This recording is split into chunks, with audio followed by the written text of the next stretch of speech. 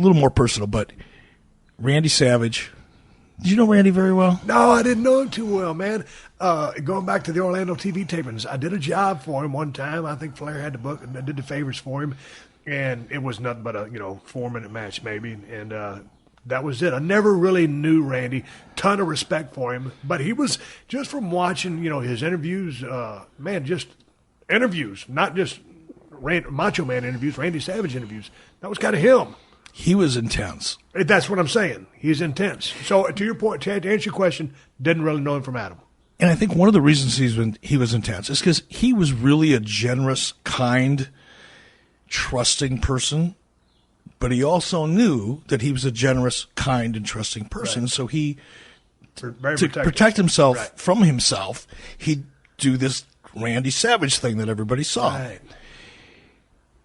So I never had a problem with Randy at all, but we had gotten to the MGM Grand, and it was a pay-per-view.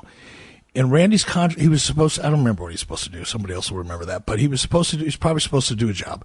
And his contract was like 3 or 4 months away from being up. So I get to, and you know how Las Vegas was when it's rocking. It's just like drinking and partying and public appearances and all. It was hard. It was physically hard.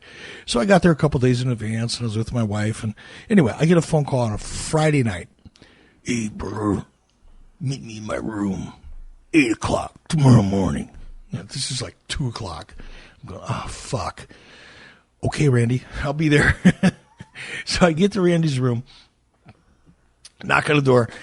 So Randy's right out of the shower, stark-ass naked, okay, shaved from head to toe. And he's dyeing his hair, and he's dyeing his beard, right? Awkward, whatever. I walk in, and I sit down on the bed, and he had called room service. And there must have been $800 worth of food and beer there. There had to be 40 beers in several buckets and shrimp and all kinds of shit. It's 8 o'clock in the morning, right? And I'm hungover, and I'm tired, and I'm going, oh, my God, I don't want to negotiate. I know what I'm in for.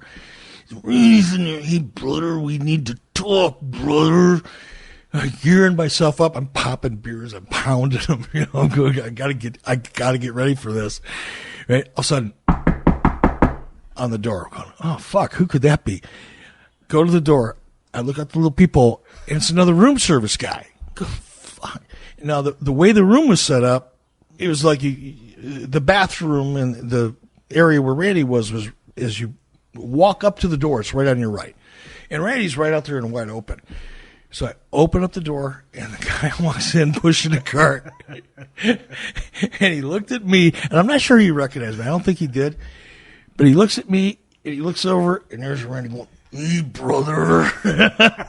I'm thinking, oh, God. Oh, I can just see it now. I know what he's thinking, right? And it's going to be all over the internet and all over the headlines, and it turned out to be fine, but that was the most awkward, funny moment for me. How did the negotiation go? It turned out okay. Randy was hard. Randy was tough. Randy wanted to know that he wasn't getting screwed over, but he wasn't. He was a good guy. He was a good guy. Who was the most dynamic personality you had?